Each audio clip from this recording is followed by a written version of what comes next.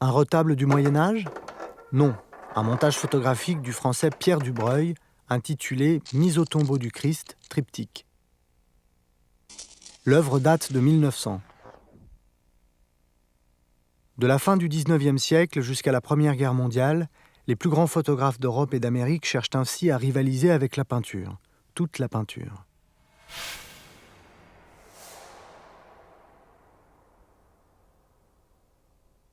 1910, du même Pierre Dubreuil, une photographie intitulée « Interprétation Picasso, le rapide ». La référence au cubisme est claire, l'image l'est moins. Il faut la regarder attentivement pour reconnaître une photographie de locomotive, le rapide du titre, retravaillé et rehaussé au fusain, jusqu'à ce que la locomotive et la photographie deviennent pareillement méconnaissables. Ce travestissement, qu'on appelle le pictorialisme, est la réponse à une crise. Un demi-siècle après son invention, la photographie doute de sa véritable nature. Une autre locomotive, filmée par les frères Lumière en 1896.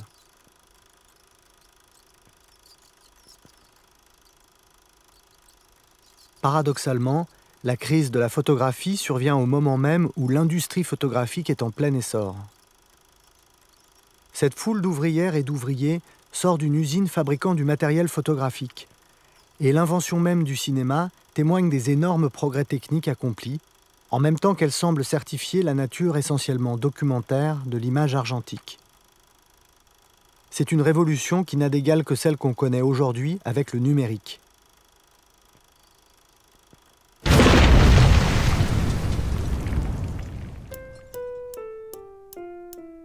L'industrie propose des objectifs de plus en plus précis,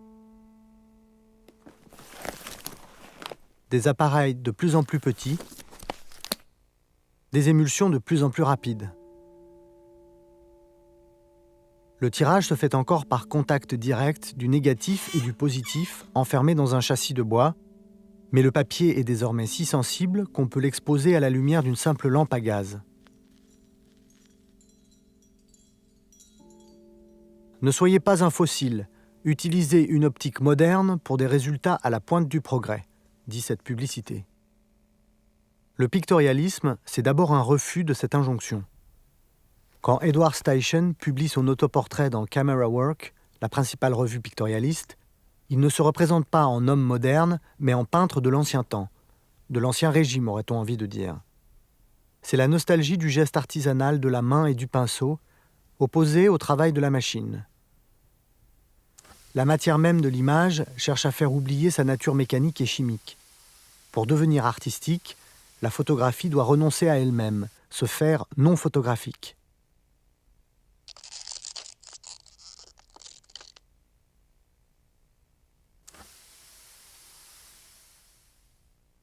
Un intérieur hollandais peint par Pieter de Hoek en 1658.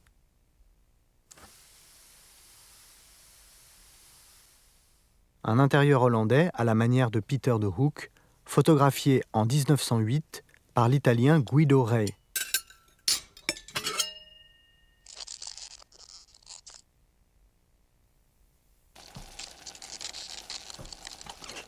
Au début du XXe siècle, Guido Rei est un des rares à continuer à pratiquer ce pictorialisme au premier degré, aussi ancien que la photographie elle-même. Le résultat prête à sourire par son anachronisme. L'œil mécanique de l'appareil enregistre froidement la situation pour ce qu'elle est. Une reconstitution platement éclairée par une lumière si forte qu'elle oblige le photographe à retoucher au crayon la croisée de la fenêtre que la surexposition a quasiment fait disparaître.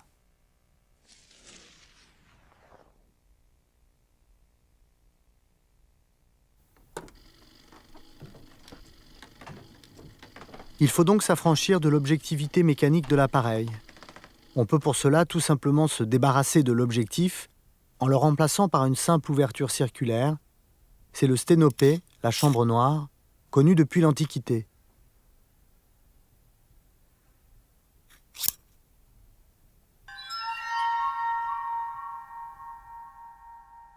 C'est ce qu'a fait l'anglais George Davidson en 1890.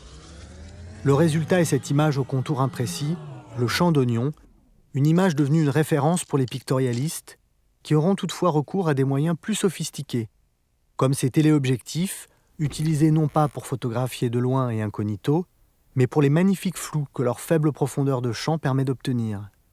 Ou encore des objectifs spéciaux, générant du flou qu'on appelle objectif d'artiste. Pour les pictorialistes, l'image nette est le produit de la correction mathématique, tandis que l'image floue est plus proche de l'imperfection naturelle de l'œil. Les détails, l'anecdote s'estompent, laissant émerger les grandes masses de la composition, comme dans cette photographie de l'Américain Alvin Coburn, Le pont d'Ipswich, 1903. Dans cet autre cliché de Coburn, le flou fait vibrer l'image. La maison et les arbres semblent animés d'une vie propre, d'un inquiétant tremblement, expliqué par le titre « La maison hantée ».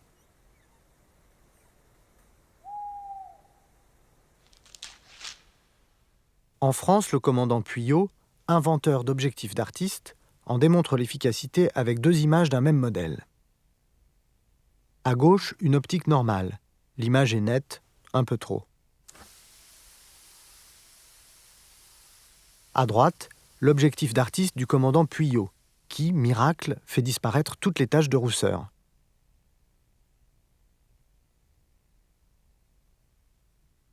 C'est également pour tester de nouveaux objectifs qu'Alfred Stieglitz, le chef de file du pictorialisme américain, a photographié cette jeune modèle, en prenant bien soin de lui préciser, à en croire ses mémoires, qu'il ne la regardait pas en tant que femme. Le flou ici joue 2 rôles. Il érotise l'image, dont il accentue le caractère intime, et en même temps il la rend artistique, acceptable. Ce n'est plus une femme nue, mais la vision de l'artiste que l'on doit regarder. Pour Stieglitz, le flou est aussi une façon d'animer l'image fixe. Dans ce portrait de Miss R, datant de 1904, il parvient à traduire une impression fugitive, une sensation de présence, comme si la jeune femme était juste en train de se tourner vers nous. Un mouvement encore accentué par l'inclinaison du buste.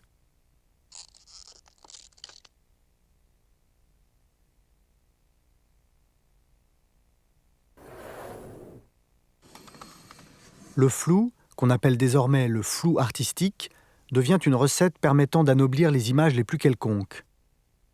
À ceux qui n'ont pas de quoi s'acheter les optiques spéciales, les revues prodiguent de bons conseils. On peut par exemple enlever l'objectif et le remplacer par un simple verre de bésicle.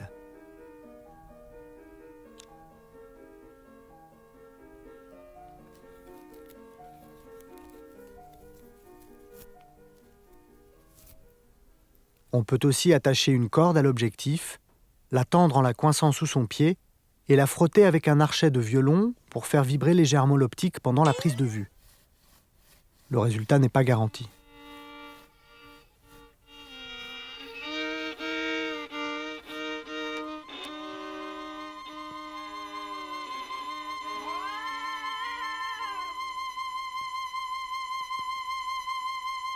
En 1894, Étienne Jules Marey photographie la chute d'un chat.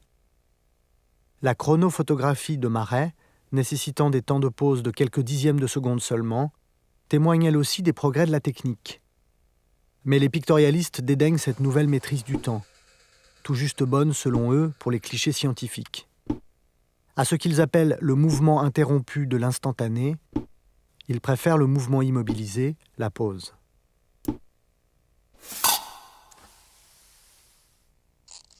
L'homme en armure, autoportrait de Franck Eugène, 1898.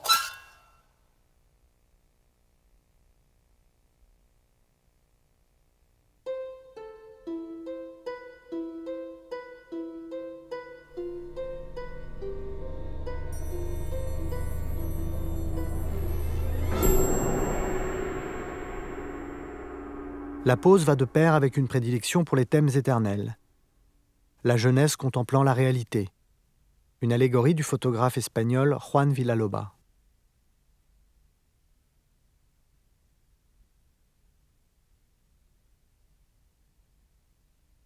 Mais c'est sans doute l'américain Hollanday, qui pose ici en artiste renaissance pour son ami Steichen, qui a réalisé l'exploit le plus étonnant, une synthèse d'instantané et d'éternité, 7 poses successives illustrant les 7 dernières paroles du Christ sur la croix, dûment enchâssées et légendées.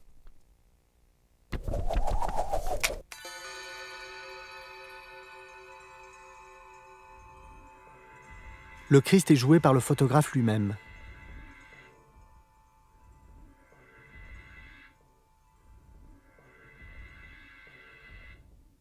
La succession des poses cherche à traduire l'épaisseur temporelle du drame de la Passion, jusqu'à la dernière image au décadrage tout à fait moderne.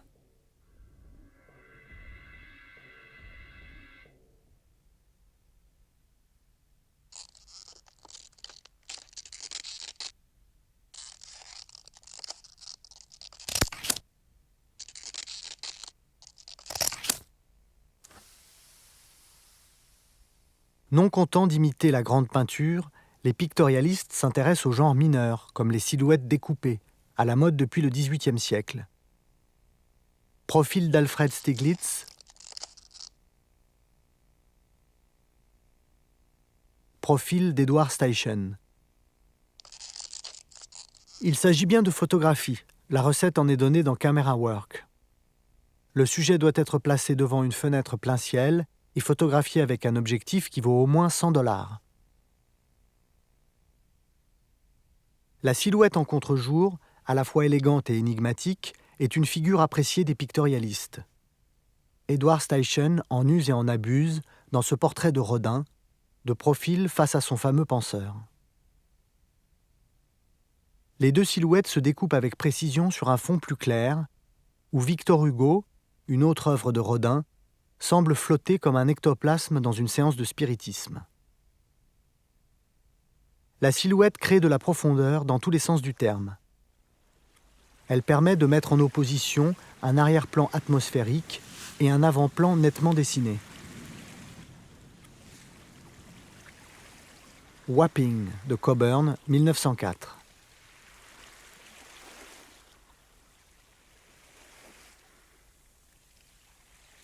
Ce type de composition est fortement influencé par le japonisme, à la mode en ce début du XXe siècle. L'influence du japonisme se traduit aussi par le choix de formats atypiques, comme ceux popularisés par le peintre Bonnard. Bénédicité, du français Pierre Dubreuil, 1902.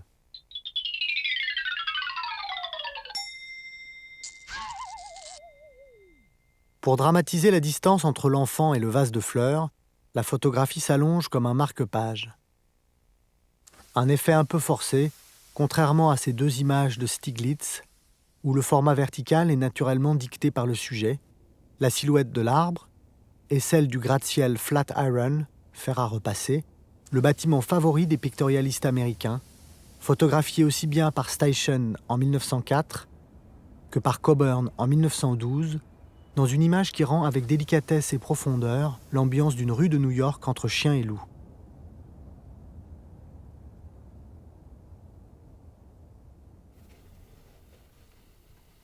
C'est d'Amérique aussi qu'arrive la Grande Révolution. 1889, le premier appareil Kodak. En 3 mouvements, la photographie est désormais à la portée de tous.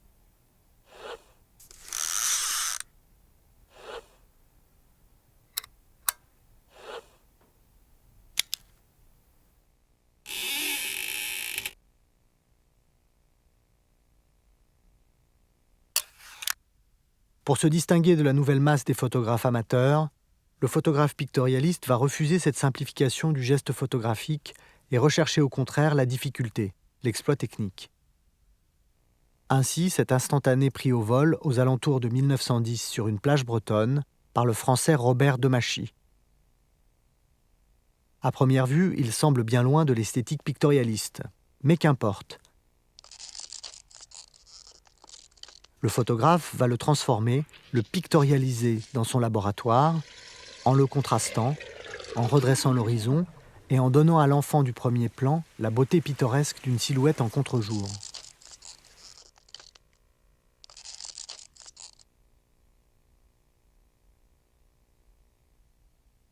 De même, en 1914, l'Allemand Heinrich Kuhn va japoniser cette photographie en couleur d'une excursion en montagne, en rajoutant un premier plan de feuillage en contre-jour, tombé de nulle part. Tandis que dans un autre tirage en noir et blanc, il opte plus banalement pour un arrière-plan de montagne. Avec les pictorialistes, le travail de laboratoire prend une nouvelle importance. Plus que la prise de vue, le tirage du positif devient le moment décisif. Le franco-américain Paul Haviland pratique le tirage sur cyanotype, un procédé tombé en désuétude car on trouvait sa teinte bleue trop artificielle. Haviland tire parti de cet effet irréel pour sublimer un portrait intime de son modèle, Florence Peterson.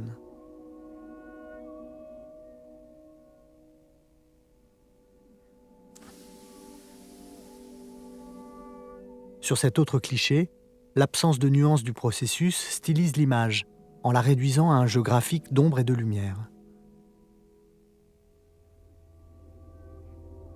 D'autres, au contraire, cultivent à l'extrême l'art de la nuance. Ainsi, Steichen choisit exprès les situations les plus difficiles, comme cet étang au clair de lune de 1904. Le négatif est en noir et blanc, l'image est subtilement colorée au tirage par l'ajout de couches successives de diverses substances colorantes.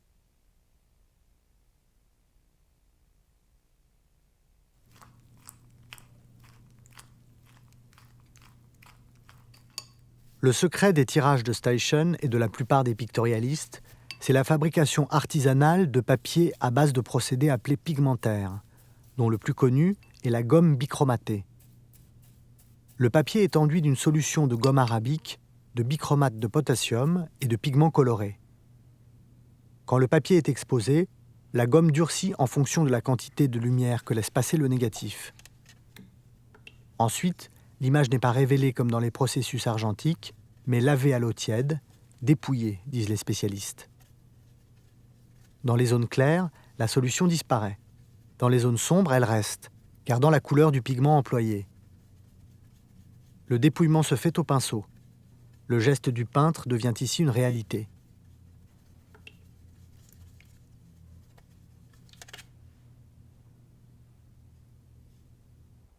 Les procédés pigmentaires demandent une grande virtuosité. Ils produisent des épreuves uniques, d'une finesse et d'un raffinement extrêmes, comme ces paysages miniatures du Tchèque Drtikol. La présentation, sur des cartons de couleurs différentes, souligne la préciosité de ces images, qui oscillent entre naturalisme et symbolisme, avec une prédilection pour des vues nocturnes, qui confinent à l'abstraction.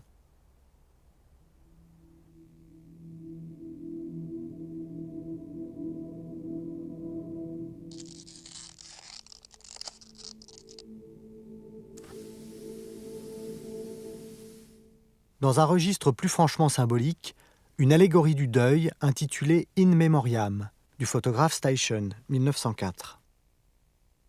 La pose est convenue, mais elle n'est que le prétexte à un tour de force dans le rendu du clair-obscur, du velouté de la peau et des matières. Le sujet s'efface devant la manière de l'artiste, manière que Steichen revendique en signant l'image non pas une, mais 2 fois.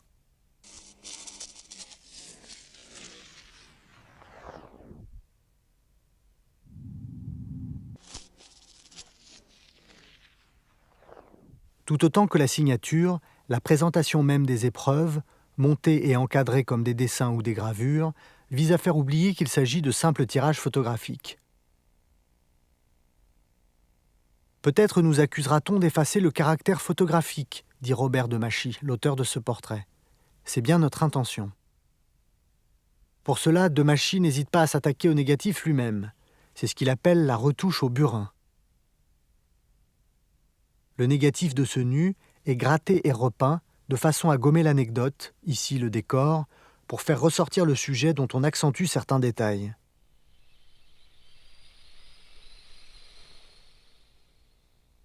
La pose est académique, mais le grattage crée autour du modèle une sorte de vibration plastique, la trace unique réellement laissée par la main de l'artiste.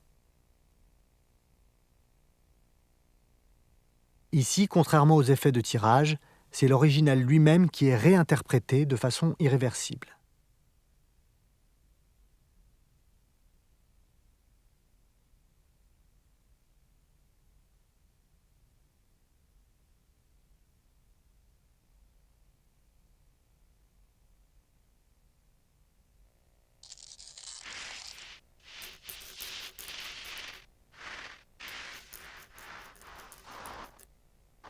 Une des images les plus étonnantes de ce travail sur le support est due au photographe germano-américain Frank Eugène.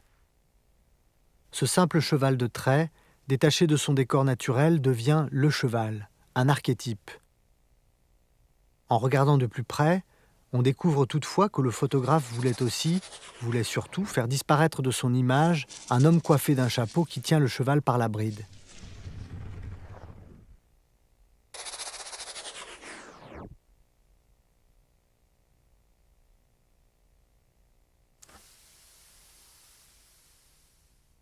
Plus émouvante, cette photographie de Frank Eugène montrant Adam et Ève après la chute. Les griffures projettent l'image dans le présent, donnant l'impression qu'on assiste à la lutte de l'artiste contre les limites de son support. Mais c'est aussi, sur un thème vieillot, une façon toute moderne de dénoncer le trompe-l'œil photographique, de rappeler que ce que l'on voit n'est qu'une surface plane, enduite de solutions sensibles.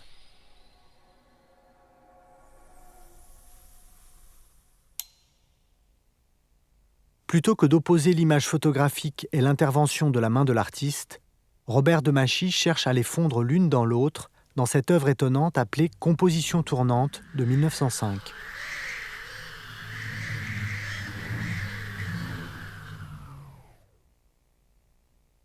Ici, dessin et peinture visent à dissoudre les bords de la figure photographiée pour l'entraîner dans le tourbillon de leur mouvement. On admire le tour de force technique, mais le mélange ne prend pas. Ce pictorialisme radical reste une curiosité, une impasse. En 1901, à l'âge d'or du pictorialisme, la revue Camera Work publiait un pastiche du monologue d'Hamlet. Peindre ou photographier, telle est la question. 10 ans plus tard, la question est définitivement tranchée. Stiglitz publie dans Camera Work The Steerage, l'entrepont.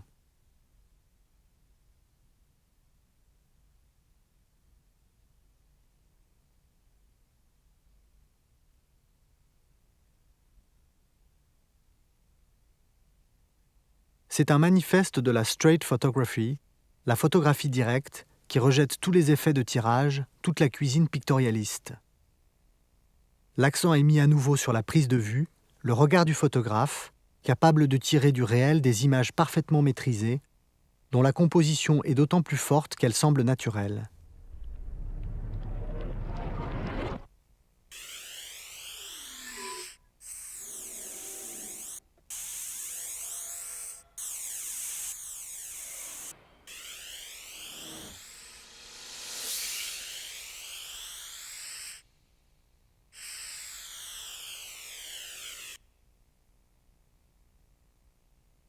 En découvrant cette image, Picasso aurait dit « Stiglitz photographie comme je peins ».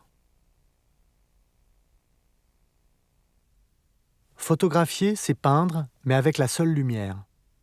Paula, rayon de soleil. Une photographie prise par le jeune Stiglitz en 1889, avant sa période pictorialiste.